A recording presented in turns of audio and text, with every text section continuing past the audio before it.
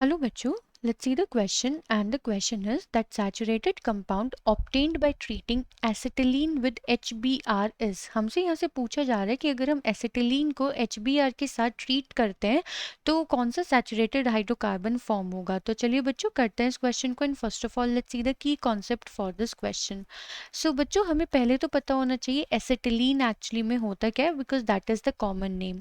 सो acetylene होता है बच्चों हमारा इथाइन ग्रुप। इथाइन का मतलब होता है बच्चों दैट इज C2H2, यानी कि यहाँ पे जो ये C2H2 का मतलब है कि जो हमारा कार्बन है वो ट्रिपल बॉन्ड से यहाँ पे ट्रिपल बॉन्ड प्रेजेंट होता है। So this is acetylene.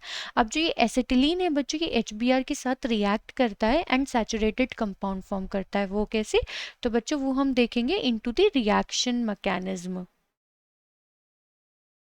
Reaction mechanism. तो चलिए बच्चों करते हैं इस क्वेश्चन को, रिएक्शन मैकेनिज्म को। तो हमारे पास है बच्चों ट्रिपल बॉन्ड, एंड अभी अगर हम देखें जो हमारे पास दोनों कार्बन है दोनों का नेचर ही सेम है। हम इसे ट्रीट कर रहे हैं बच्चों किसके साथ, HBr के साथ। अब बच्चों हमें क्या मालूम है दैट इन दी HBr यहाँ पे बच्चों हाइड्रोजन एंड ब्रोमीन की जो इलेक्ट्रोनेगेटिविटी है वो डिफरेंट होती है, जिसकी वजह से बच्चों हाइड्रोजन पे तो पार्शियल पॉजिटिव चार्ज होता है एंड Br पे बच्चों पार्शियल नेगेटिव चार्ज होता है। तो बच्चों होगा क्या, एक हाइड्रोजन तो जाएगा कार्बन पे, एक ब्रोमाइड आयन जाए लाइक पार्शली चार्ज ब्रोमीन जाएगा फॉर वन कार्बन एटम। तो यहाँ पे बच्चों ये फॉर्म क्या कर देगा, अब यहाँ से बच्चों एक बॉन्ड तो टूट जाएगा क्योंकि ट्रिपल बॉन्ड है। अब अगर हमें इस ट्रिपल से सैचुरेटेड पे जाना है यानी कि सिंगल बॉन्ड पे जाना है तो हमें बच्चों एक एक करके बॉन्ड्स को तोड़ना पड़ेगा।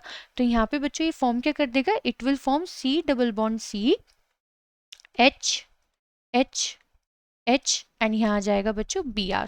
ठीक है, लेकिन अभी भी ये हमारा सैचुरेटेड नहीं है क्योंकि यहाँ पे डबल बॉन्ड प्रेजेंट है। तो बच्चों ये फर्दर फिर से रिएक्ट करेगा विद HBr। अब बच्चों अगेन यहाँ पे H positive and Br partially negative.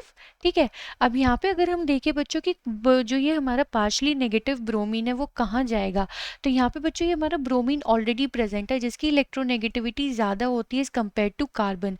तो जो ये हमारा फर्स्ट वाला कार्बन है बच्चों जिससे ब्रोमीन अटैच्ड है ये थोड़ा सा पॉजिटिव होता है as compared to another carbon.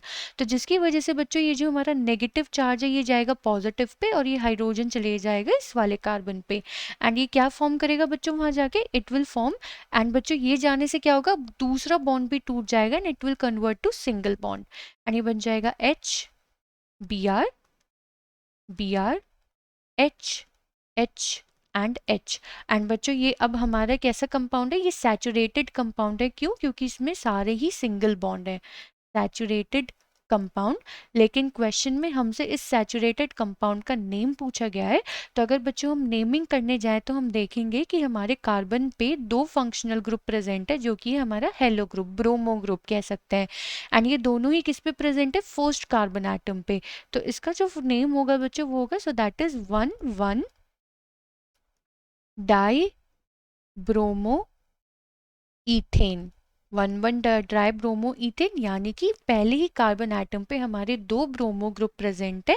तो बच्चों यहाँ पे हमने क्या देखा, जब एसिटिलीन ने HBr के साथ रिएक्शन करी तो इसने सैचुरेटेड कंपाउंड फॉर्म किया that is 1,1 die bromo ethane. So I hope बच्चों आपको ये क्वेश्चन समझ में आ गया होगा। Thank you.